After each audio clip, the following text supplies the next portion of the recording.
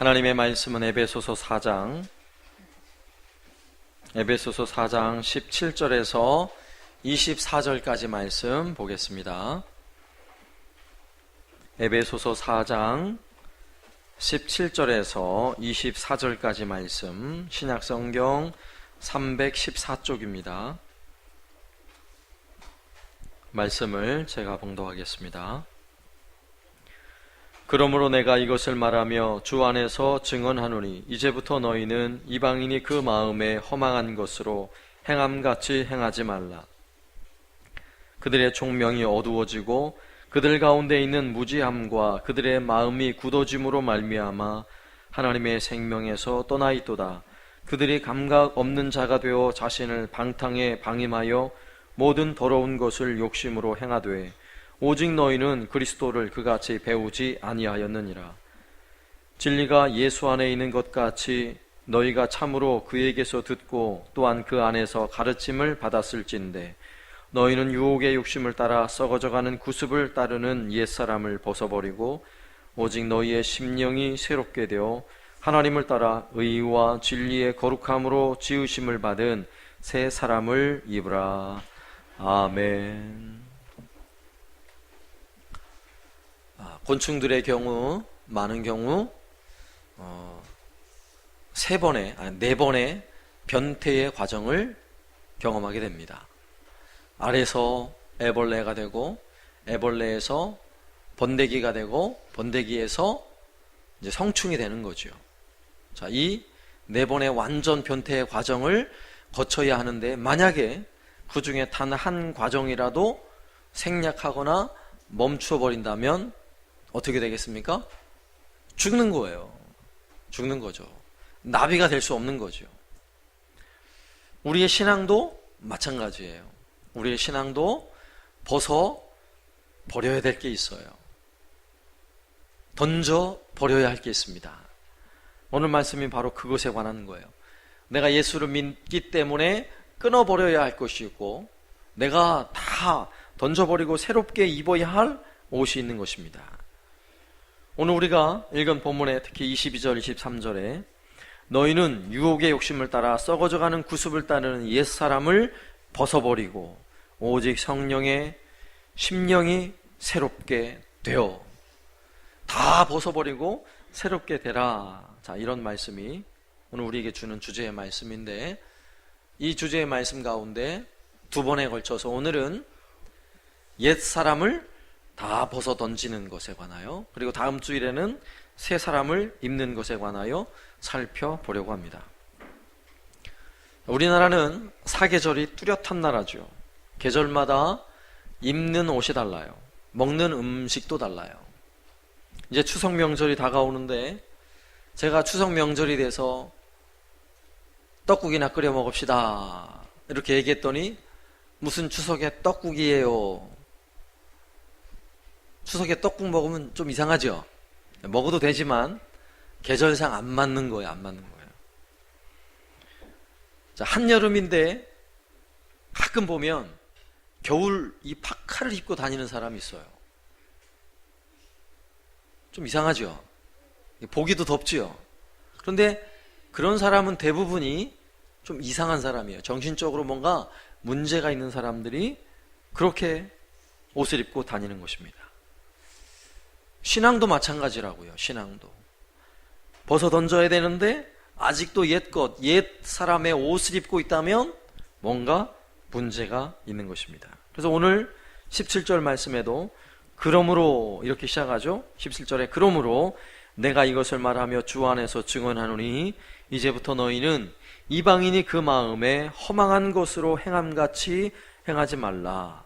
자, 사도 바울은 에베소 교회 성도들을 향해 아주 힘주어 전하고 싶은 이야기가 있는 거예요. 힘주어서. 그래서 그러므로 하면서 앞에 있는 내용을 요약하면서, 앞에 있는 내용은 교회의 머리가 예수 그리스도신데, 예수 그리스도 그분이 머리시니까 예수님처럼, 예수님을 닮아서 우리가 그렇게 살아야 하지 않겠느냐 하는 말씀이에요. 그러므로 내가 이것을 말하여 주 안에서 증언하노니, 내가 이것을 말하여 주 안에서 증언하노니, 지금 사도 바울은 아주 힘을 주어서 이야기하고 싶은 것이 있는데, 그 내용의 결론이 뭐냐? 옛사람을 벗어 던지라는 거예요. 그리고 새 사람을 입으라는 것입니다. 그래서 오늘 17절과 18절의 말씀, 오늘 우리가 다뤄야 할 옛사람을 벗어버리자라는 이 주제를 가지고 이 말씀을 헬라 원문의 의미대로 다시 한번 요약을 해서 말씀을 드리면 바로 이런 말씀이에요. 여러분, 이방인처럼 살지 마십시오. 그것은 허망한 것입니다. 그 이유는 무지하기 때문입니다. 또한 마음이 굳어져 있기 때문입니다. 자, 이것에 관한 내용이 오늘 말씀의 내용인 것입니다. 그래서 오늘 본문의 내용은 여러 가지 주제가 막 들어있는 것 같아서 본문을 읽으면 잘 명쾌하게 그 말씀이 들어오질 않아요. 그래서 이 말씀을 우리가 버려야 할 세 가지, 삼무, 이렇게 한번 생각해 봤어요. 첫 번째는 허망한 것을 버려야죠. 허망한 것을 저는 무망이라고 표현하고 싶어요. 무망이라는 단어가 있어요. 소망이 없는 것, 무망. 두 번째는 무지, 세 번째는 무감각. 자, 이 세 가지를 버려야 옛사람을 버릴 수 있다라는 주제를 가지고 살펴보려고 합니다. 첫 번째, 그러면 이 무망한 삶을 벗어야 하는데, 여러분, 무망한 삶을 벗어내시길 바랍니다. 오늘 본문에서 허망한 삶, 믿는 사람과 믿음이 없이 사는 사람을 구별하는 아주 중요한 요소가 바로 이거예요. 소망을 가지고 사느냐, 소망 없이 사느냐 하는 것입니다. 예수님을 믿는 사람들은 소망을 가진 사람들이에요. 우리가 일반적으로 신앙인 이렇게 말하잖아요. 여러분, 신앙을 가지고 삽시다. 신앙이라는 단어가 뭐냐면 하나님을 바라보는 거예요. 하나님을 사랑의 마음으로 바라보는 거. 우리의 소망은 하나님이에요. 그런데 그 하나님을 소망하지 않는다면 무망한 삶이에요. 허망한 삶이라고요. 우리는 이런 질문을 종종 듣게 돼요.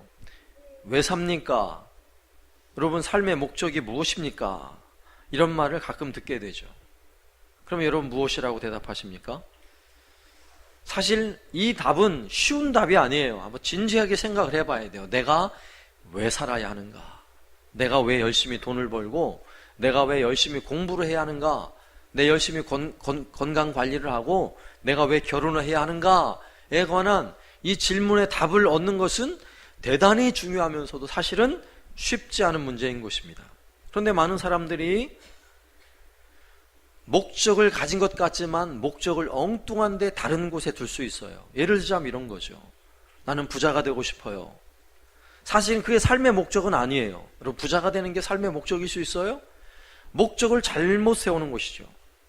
저는 성공하고 싶어요. 여러분, 성공이 목적이라고 생각하세요? 여러분, 인생이 성공을 위해 사는 것이라고 생각하세요? 아니에요. 그것도 목적이 잘못된 거예요. 또 많은 사람들이 생각하는 거 있죠?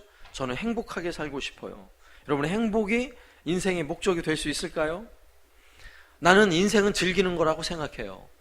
정말 인생을 즐기며 사는 것이 인생의 목적이 될 수 있어요? 목적이 잘못된 거예요.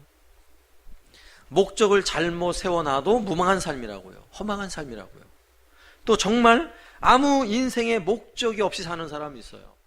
아무런 인생의 목적이 없이 그냥 하루하루 살아가는 사람. 다람쥐 쳇바퀴 돌아가듯이 아침에 일어나면 세수하고 씻고 일하고 밤에 자고 아무런 인생의 목적이 없어요. 그냥 하루하루 일상이 그냥 쳇바퀴 돌듯이 돌아가며 사는 사람도 있다고요. 정말 목적이 없는 사람도 무망한 삶이죠. 허망한 삶이죠. 만일에 여러분이 버스를 탔는데 그 버스가 어디를 향해 가는지 모르고 있다고 생각해 보세요. 목적 없는 삶이 바로 이런 삶이라고요. 무망한 삶. 오늘 목사님이 하는 이야기인데 본인이 서울터미널에서 진주 오는 버스를 딱 올라탔어요. 사모님과 함께. 거의 시간이 다 돼가는데 젊은 처자가 와가지고 이 자리 제 자리입니다. 그러더라는 거예요. 무슨 소리예요? 나 티켓 여기 있는데. 서로 티켓을 비교해 보니까 나는 진주 가는 버스, 그분은 전주 가는 버스. 누가 잘못했을까요? 목사님이 잘못한 거예요. 전주 가는 버스를 타고 앉아있는 거예요. 그럼 어떻게 해야 돼요? 빨리 딱 달려가가지고 간신히 출발하는 버스를 타고 왔다는 이야기를 들었어요. 목적이 잘못된 거죠, 방향이. 그러면 빨리 목적을 돌이켜서 내가 가고자 하는 방향으로 달려가면 되는 거예요. 잘못됐을 때. 그죠? 그런데 방향을 아예 잃는 경우도 있어요. 아예 목적을 잃어버린 경우. 예를 들자면 등산을 갔는데 날이 그냥 어두워졌어요. 날이 어두워지면 그냥 아무 데나 걸어갈 수 있어요? 큰일 나죠. 낭떠러지 떨어질 수도 있고 큰일 납니다. 길을 잃는 거죠. 밤이 어두워짐과 동시에 내가 어디로 갈지 방향을 잃는 거예요. 아무 데도 갈 수 없어요. 움직일 수도 없어요. 우리 교회 집사님 중에 한 분은요, 정말 밤에 저 월악산에 등산을 5시쯤에 출발을 했는데 갔다 올 줄 알았는데 해가 빨리 져가지고 못 왔대요. 가을밤이 얼마나 추워요. 친구 둘이서 안 얼어 죽으려고 날이 셀 때까지 뛰었대요. 우리 교회 집사님 중에 한 분이 계세요. 방향을 잃으면 이렇게 되는 거예요. 심지어는 죽을 수도 있는 거죠. 방향을 잃으면 이러다가. 그래서 많은 사람들은 내 인생의 목적이 무엇인지도 모르고 때로는 인생의 목적을 잃어버리고 살아가는 사람들이 너무나 많다는 것입니다. 행복을 위해 많은 사람들은요, 돈을 쓰고 행복을 위해 직장 생활하고 행복을 위해 돈을 들여서 좋은 집을 짓고 행복을 위해 안전을 위해 담장을 높이 쌓고 CCTV를 달고 보안업체를 불러서 경비를 세우고 하지만 여전히 마음이 불안한 걸 어떻게 해요? 왜 그렇습니까? 잘못 잡아놓은 거예요, 인생의 목적을. 그래서 교회 밖에 있는 사람들은 자신의 이 불안한 마음에 이 평안을 얻기 위해서 우상을 숭배하기 시작하는 거예요. 그래서 사람이 만든 대부분의 우상은 두 가지예요. 굉장히 무섭게 생겼거나 아니면 굉장히 웅장하고 사람이 보면 압도당할 만큼 아주 어마어마한 우상을 세워놓는 거죠. 그러면서 그걸 기대고 의지하면서 내 불안한 마음이 위로를 얻으려고 하지만 과연 그래서 평안을 얻을 수 있다고 생각하세요? 아니죠. 오히려 불안함만 더할 뿐이에요. 왜 그렇습니까? 인생의 소망, 인생의 목적이 정확하지 않은 거예요. 잘못됐거나 인생의 목적을 바르게 설정하지 못한 것입니다. 그런데 오늘 우리가 읽은 이 본문의 말씀은 예수 안 믿는 사람들을 향해 주시는 말씀이 아니라 예수 믿는 성도들, 에베소 교회 성도들을 향해 들려주고 있는 말씀이라는 사실을 우리가 기억해야 돼요. 오늘 우리를 향해 들려주는 말씀이라고요. 예수를 믿으면서도 인생의 목적이 잘못될 수 있다는 거예요. 오늘 예배를 드리고 있으면서도 목적 없이 예배를 드릴 수 있다는 것입니다. 우리가 예수를 믿고 이렇게 예배하고 또 예배당 나와서 열심히 봉사도 하고 하나님께 예물도 드리고 있지만 목적을 상실한 채 아니면 인생의 목적과 방향을 잃어버린 채 예배하고 있다면 너무나 불행한 거예요. 예를 들자면 이런 것이죠. 오늘 주일에 예배하는 이 시간 여러분이 이 자리에 앉아있는 여러분의 이유가 무엇입니까? 오늘 왜 예배당에 여러분 앉아 있습니까? 오늘 예배하지 않으면, 오늘 예배하지 않고 다른 곳에 만일에 놀러 간다면 놀러 간 곳에 가다가 차가 빵꾸 날 것 같아서 오셨습니까? 네? 오늘 예배 시간에 하나님께 예물을 드렸어요. 예물을 드리는데 그 예물을 드리면서 여러분 드린 이유가 무엇이에요? 왜 드렸어요? 내가 오늘 드리는 이 11조 예물을 하나님께 안 드리면 하나님이 나의 모든 재산을 다 털어가실 것 같아요? 그래서 하나님께 예물을 드리고 있어요? 그게 아니지요. 만일에 하나님을 예배하는데 이러한 두려움 때문에 내가 예배하고 있다면 지금 우리의 삶이 허망한 거예요. 우상을 숭배하는 것과 별반 차이가 없는 신앙생활을 하고 있는 것입니다. 물론 우리 하나님은 두려운 하나님이에요. 우리 하나님은 두려운 하나님이죠. 그러나 우리 하나님은 두려움보다 사랑이 더 크신 하나님이에요. 우리 하나님 얼마나 놀랍고 사랑과 은혜가 얼마나 풍성하신 하나님이세요. 우리 하나님은 우리를 구원하시기 위해서 자신의 아들 독생자까지도 십자가에 내어 죽도록 하신 분이라고요. 우리를 그렇게 사랑하신 하나님이세요. 자녀를 키워보신 분들은 알아요. 이렇게 어린 아이들을 정말 말 안 듣고 말썽 부리고 이럴 때 그 아이를 매를 들어서 때려주고 싶을 때가 얼마나 많아요. 그런데 때려주고 싶을 때마다 매를 들어서 우리 자녀들을 때리나요? 안 그래요. 적어도 한 500번 정도 때릴 일이 있어야 그 중에 한 번 때릴까 말까 하는 거예요. 육신의 부모도 그래요. 아동부 잘 들어요? 부모님들이 매를 들 때는 맞을 일이 바로 있어서 때리는 게 아니에요. 참고 한 500번 참다가 요거 안 되겠구나 이러고서 매를 드는 거예요. 근데 하나님 아버지는 어떨까요? 사랑이 많으신 하나님 아버지는 우리를 향해서 얼만큼 참으실 거라고 생각하세요? 어마어마하게 참으세요. 어마어마하게. 한번 잘 생각해 보세요. 하나님이 우리를 향해 얼마나 많이 참으시는지. 그 하나님을 향해 우리는 소망을 가져야 하는 것입니다. 세상을 향한 소망이 아니라 그 사랑의 하나님을 향한 소망, 그 하나님을 바라보고 그 하나님을 사모하고 그 하나님 때문에 예배하고 그 하나님 때문에 예물을 드리고 그 하나님 때문에 오늘도 찬양을 하고 기도를 하는 거예요. 우리의 소망은 오직 하나님에게 있습니다. 이 소망을 분명히 하시길 바랍니다. 이 소망을 잃어버리는 순간 우리는 무망한 인생이에요. 무망한 인생. 두 번째는 무지를 벗어버려야 합니다. 무지. 오늘 말씀에도 옛 사람의 특징을 무지함이라고 표현하고 있는데, 무지, 무식, 같은 말이죠. 그 무지한 사람 이러면 별로 기분이 안 나쁜데, 그 무식한 사람 이러면 기분이 나쁘죠? 그 말이에요. 무식한 사람이라는 거예요. 사실 현대인들이 얼마나 똑똑해요. 어린아이들로부터 청년에 이르기까지 얼마나 똑똑한지 몰라요. 옛날 사람들에 비하면 너무너무 똑똑해요. 여기 어른들 중에 초등학교 들어가기 전에 한글 떼고 들어간 사람 있어요? 별로 없어요. 처음에 초등학교 들어가서 기역, 니은, 가나다라, 영이야, 순이야 배웠잖아요. 근데 여기 있는 애들은요, 유치원 때 다 띄었어요. 유치원 때. 대단한 거죠.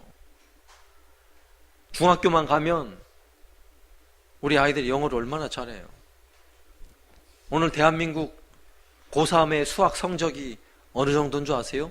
세계에서 1등이래요. 고3 수학 성적이.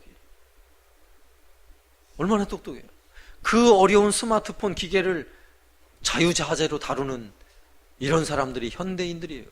얼마나 똑똑해요. 그런데 무식해요. 무식해요. 똑똑한데 무식하다고요. 왜 그렇습니까? 하나님을 모르기 때문이죠. 하나님을 제대로 몰라요. 영어를 잘할지는 모르지만, 대학을 다 나왔을지는 모르지만, 걸어다니는 백과사전이라고 말할지는 모르지만, 하나님을 몰라도 너무 몰라요. 무지해요. 무식해요. 이것이 문제인 것입니다. 세상에서 성공하면 사람들이 다 참 그분 똑똑한 분이에요 라고 말하지만 천만의 말씀이에요. 하나님을 모르고 있다면 무지한 것입니다. 앞서 첫 번째 다뤘던 무망한 삶, 허망한 삶의 이유가 뭔지 아세요? 무지하기 때문이에요. 무식하기 때문인 것입니다. 여러분, 독일의 히틀러라는 사람을 너무나 잘 알죠. 히틀러. 그가 얼마나 똑똑한 줄 아세요? 대단한 사람이에요. 온 세계를 지배할 뻔했던 사람이잖아요. 대단히 똑똑한 사람이에요. 그러나 그는 무식한 사람이에요. 유대인을 600만 명을 학살하면서 그들의 몸에서 기름을 짜가지고요, 사람의 몸에서 기름을 짜가지고 비누를 만들고 이랬어요. 그 머리털을 잘라가지고요, 소를 만들고. 얼마나 무식한 사람이에요. 그렇게 무식한 이유가 무엇이겠어요? 하나님을 몰라서 그래요. 하나님에 대한 무지인 것입니다. 예수님의 십자가에 못 박히셨던 사건을 우리는 너무나 잘 알죠? 예수님이 십자가에 죽으실 때 그 예수님을 향해 채찍을 가하고 침을 뱉고 주먹으로 때리고 십자가에 못을 박는 그 극악무도한 사람들을 한번 생각해 보세요. 예수님이 어떻게 사셨는데, 수많은 질병을 고치시고 죽은 자를 살리고 오병이어의 기적을 이루시고 바람과 바다를 잔잔케 하셨던 그런 분이세요. 죄가 하나도 없는 그분을 향해서 이토록 무식하고 잔인한 행동을 누가 하는 줄 아세요? 하나님을 모르는 사람들이 하는 거예요. 하나님을 모르는 사람들.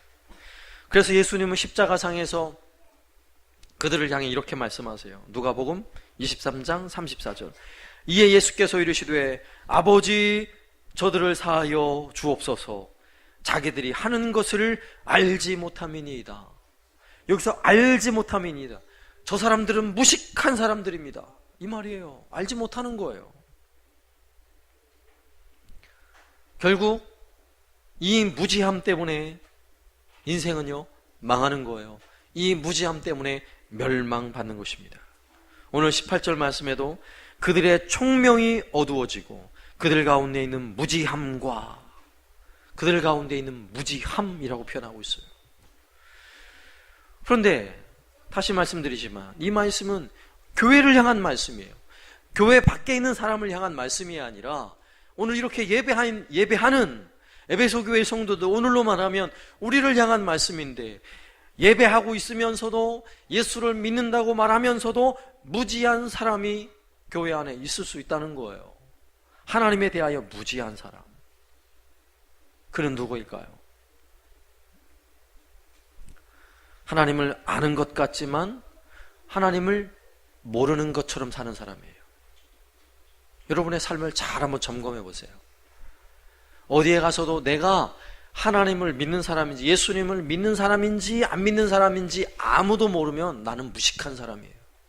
무식한 사람. 내가 하나님을 믿고 아는 사람이라면 나를 통해 하나님을 믿는다는 것이 보여져야죠. 드러나야죠. 그러나 아무리 봐도 나와 함께 한 10년 동안을 같이 지내고 직장생활도 같이 했는데 10년이 지났는데도 내가 교회를 다니는지 예수를 믿는지 모르고 있다면 나는 무식한 사람이에요. 여러분 잘 기억하세요. 우리는 하나님을 더 깊이 알아가야 하는 것입니다. 하나님을 모르면 망해요. 호세아 선지자의 말처럼 힘써 여호와를 알자. 이 백성이 여호와를 알지 못하여 망하는도다.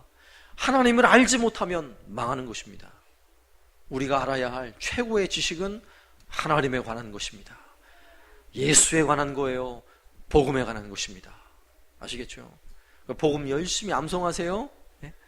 9월이 지나기 전에 복음제 신문 열심히 외우시라고요. 이 지식은요 사람을 살리는 지식이에요. 나를 살릴 줄로 믿습니다. 우리의 무지, 우리의 무식을 일깨우는 참된 지혜가 될 줄로 믿습니다.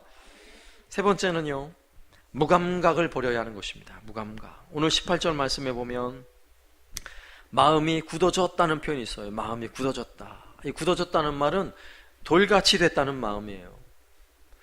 우리의 간도 돌같이 딱딱해지는 것을 간경화라고 말하죠. 간이 굳어지면 어떻게 되는 줄 아세요? 피로가 풀리질 않는 거예요. 하룻밤을 잠을 자고 아침에 일어나도 피곤해서 죽겠는 거예요. 막 잠이 깨질 않아요. 그냥 들어 눕고 싶어요. 막 이 침대가 나를 당겨요. 간경화예요, 간경화. 근데 마음이 굳어지면 어떻게 될까요? 마음이 굳어지면요 결국 죽은 자처럼 살게 돼 있어요.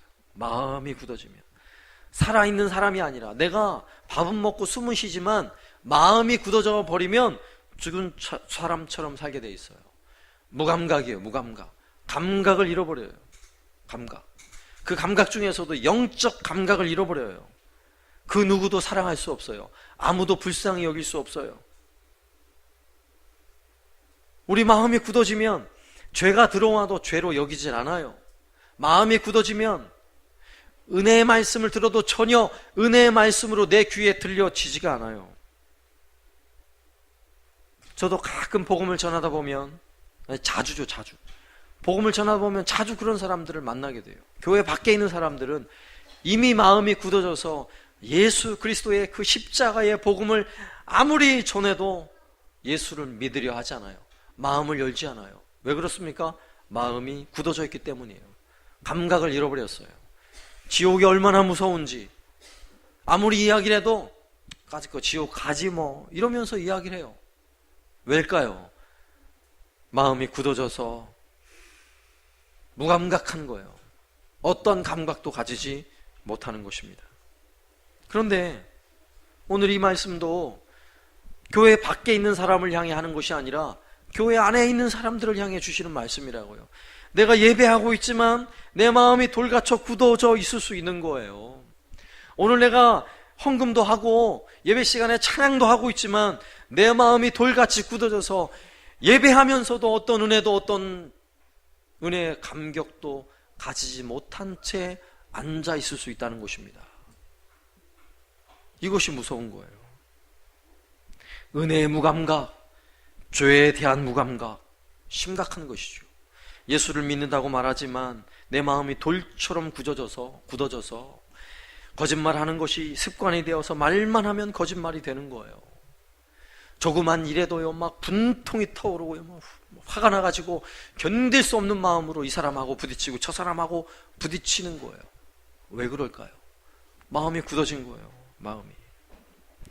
오늘 19절과 20절 말씀에 그들이 감각 없는 자가 되어 자신을 방탕에 방임하여 모든 더러운 것을 욕심으로 행하되 오직 너희는 그리스도를 그같이 배우지 아니하였느니라.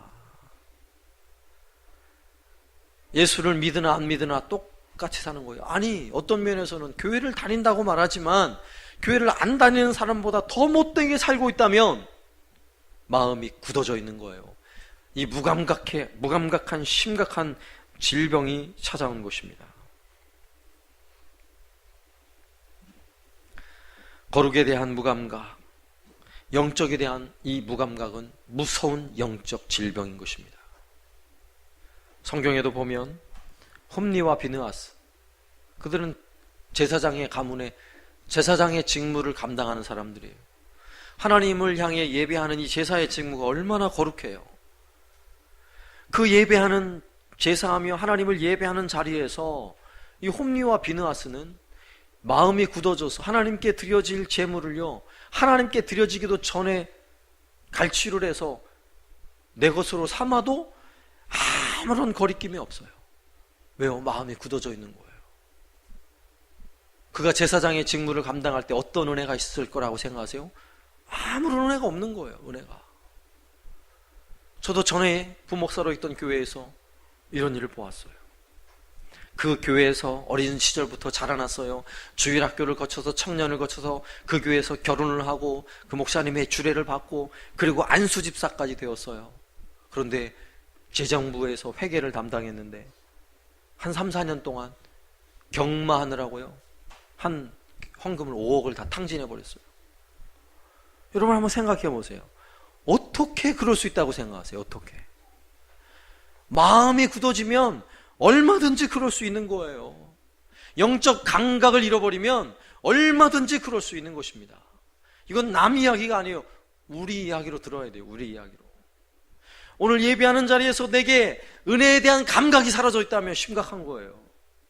내가 여전히 예수를 믿고 있지만 끊어야지 벗어던져야지 하면서 아직도 끊지 못하고 아직도 붙잡고 있는 죄가 있다면 지금 무감각한 거예요. 내 마음이 굳어져 있는 거예요. 죽어가고 있는 거예요. 죽어가고 있는 거예요. 우리는 하나님께 소망을 두고 살아야 하는 사람들인 것입니다. 하나님에 대한 무지, 그것은 결국 마음이 굳어져서 영적 감각을 다 잃어버린 채 예수를 믿는다고 말하지만 옛사람으로 사는 거예요. 마치 죽은 자처럼 사는 그런 신앙인이 될 수도 있다는 것입니다. 그러므로 우리는 하나님의 은혜를 한번 잘 생각해 보세요. 교회에서 열심히 봉사하는 것도 중요하지만 봉사보다 중요한 게 은혜를 받는 거예요. 은혜를 회복하는 것입니다. 만약에 내가 봉사를 해도 어떤 봉사를 해도 아무런 은혜가 없으면 봉사를 내려놓으세요. 그리고 은혜 받는데 좀 더 집중하세요. 예수님의 곁에 있었던 마리아와 마르다라는 두 자매가 있었어요. 그러나 예수님의 곁에서 마리아라는 여인은 예수님 곁에서 말씀의 은혜를 받으며 그 발치에 앉아 말씀의 은혜 누리는 것을 너무나 소중히 여겼던 여인이에요.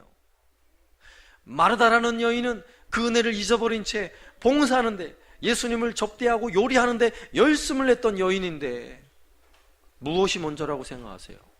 은혜 받는 게 먼저예요. 은혜 받는 게. 봉사가 먼저가 아니에요. 물론 교회는 봉사도 중요해요. 은혜 받는 것도 중요해요. 그러나 더 중요한 건 은혜 받는 것이 중요해요. 은혜의 감각을 회복하는 것이 중요한 것입니다. 심지어는요, 교회에서 사역자로, 목회자로, 부목사로, 교육자로 사역을 하면서도 은혜를 다 잃어버리는 경우가 있어요. 마치 회사에서 직원이 사무직을 보듯이 그렇게 사역을 할 수도 있어요. 저도 한때 그랬어요. 저도. 그럼 얼마나 비참해요. 그런 은혜를 회복해야 돼요. 은혜를. 그런 상태로 그냥 가버리면 큰일 납니다. 나도 죽고요, 성도들도 죽을 수 있는 것입니다. 여러분의 은혜의 감각을 한번 점검해 보세요. 우리는 은혜 받아야 사는 사람이에요. 만약에 은혜가 흐르고 있지 않다면, 내 삶에, 내 신앙에, 내 예배 가운데 은혜가 다 죽어져 있다면, 굳어져 있다면 우리는요, 무망한 사람이요, 무지한 사람이요, 무감각한 사람인 것입니다.